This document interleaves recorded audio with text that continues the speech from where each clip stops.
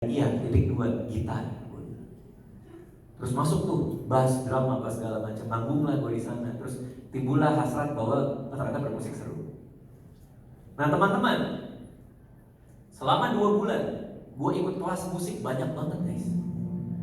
Gue ikut di Udemy, kelas 200.000 gue ikut. Di studio.com, kelas 3 juta gue ikut. Gue lihat Charlie Puth, cara dia bikin lagu, gue diajarin sama dia. Charlie Puth yang lagunya ada di mana-mana. Belajar akhirnya bikin musik sendiri, cari produser. Dari situ setiap 4 bulan gue dapat royalti dari lagu. Nah artinya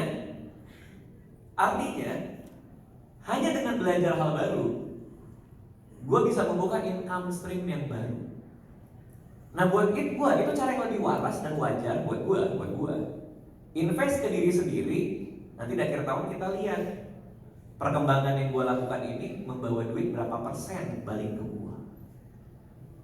Itu yang terjadi selama karir gue 20 tahun.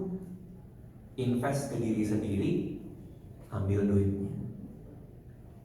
Tadi Kamal juga bilang, gue tur stand up comedy.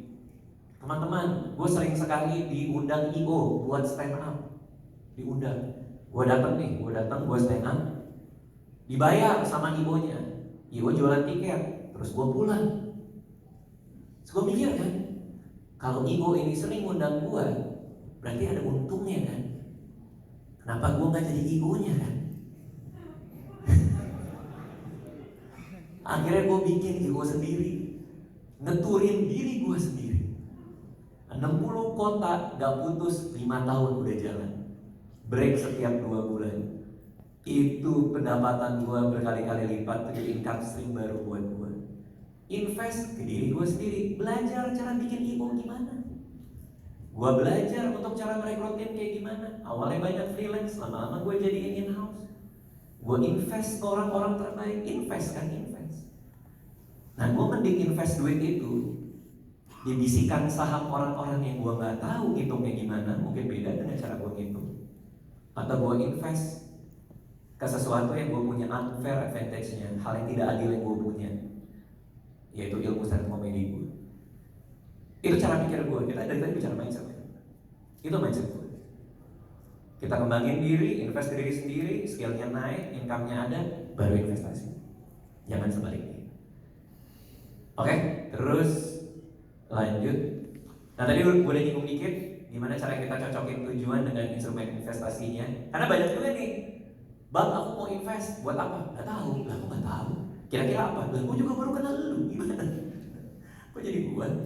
Kita harus tahu tujuannya apa, cocok dengan instrumen. Konsistensi adalah skill terbaik untuk tenang dalam keuangan. Nah, kalau gue yang penting konsisten, dimana tiap bulan itu kita ada terus. Gimana caranya kita nabung terus, kita invest terus. Dan yang terakhir adalah waktu terbaik untuk investasi adalah hari ini. Tadi mungkin banyak yang nunjuk tangan belum pada mulai. Buat gua, waktu terbaik untuk investasi adalah saat ini juga. Kemarin ada teman lama gua di industri hiburan, terus story juga nih, baru 2 hari yang lalu. Gua gak harus sebut namanya deh, tapi orangnya terkenal. WA gua bilang, boleh gak gua makan sama lu? Ada yang mau gua tanya, boleh. Terus story beneran. Kita makan di Ampera, rumah makan Sulawesi, makan ikan bakar. Terus dia bilang, umur gue udah 40 sekian, selama ini gue berantakan ngelola duit. Apa sih investasi itu? Dia bilang. Terus gue ceritain lah, ini saham dan reksadana, biasanya gue gini, bisa kayak gitu. Tahu gak, kita ngobrol 1,5 jam. Selesai 1,5 jam ngobrol, habis makan ikan udang, dia senderan, terus dia gini, kenapa bro? Kolesterol. Oh bukan. bukan. Tapi emang iya sih, tapi bukan itu. Lagi serius sih, maaf ya. Maaf. Dia senderan terus dia bilang, Dit, nyesel gue. Nyesel seandainya gue tahu ini. Seandainya gue tahu ini 20 tahun lalu, 10 tahun lalu. Seandainya gue tahu. Terus gue bilang ke dia, bro, gue ada obat kolesterol kalau bro, waktu investasi yang paling baik itu kan tahun lalu, kemarin, tapi yang terbaik nomor 2 adalah hari ini. Terus gue nggak tahu ya dia udah mulai invest apa enggak ya, gue belum cek ya. Mungkin habis ini gue WA dia lagi gimana jadinya. Tapi nggak ada kata penyesalan. Wah, gue mah beruntung banget gue dari umur 21. Itu ya ISG ya, pasar saham ya, itu naiknya masih oke tuh, dia CAGR masih gede tuh kalau kita hitung panjang. Tapi ya mudah-mudahan kalau ada yang tertarik bisa mulai dari sekarang. Oke, gitu dari gue. Terima kasih teman-teman. Raditya Dika. Luar biasa. Oke, kita akan buka sesi Q&A sebentar lagi. Jadi siap-siap untuk teman-teman yang mau bertanya ya nanti ya. Kita akan membuka per sesinya 35 pertanyaan, betul ya? Iya. Terlalu banyak. Lebih kayak meet and greet itu ya. Betul. Tapi sebelumnya saya mau informasiin juga buat teman-teman semua yang sudah hadir, bisa upload keseruan acara hari ini ke Instagramnya @cimb_niaga dan bisa di follow dan di tag keseruannya, jangan lupa ya. Supaya nanti bisa kita repost gitu. Boleh. Sebelum teman-teman semua yang nanya, izinkan saya bertanya. Boleh ya. Boleh ya.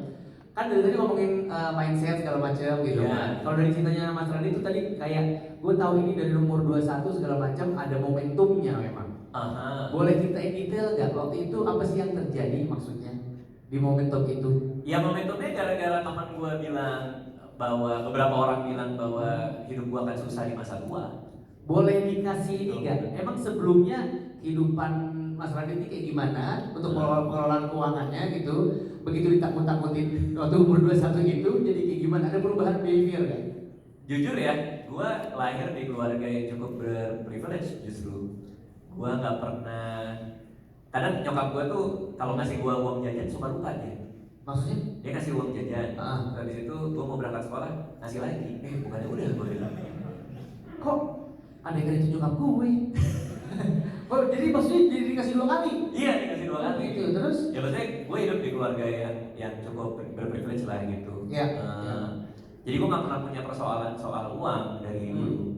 Cuman karena kuliah finance, kuliah keuangan, itu ngebuat gue belajar like value of money kan. Artinya uang yang saat ini itu lebih berharga daripada uang di masa depan. Dan uang masa depan nilainya bisa sangat tidak bernilai karena ada inflasi dan kenaikan harga dan lain-lain. Nah itu yang kepake banget di kepala gue.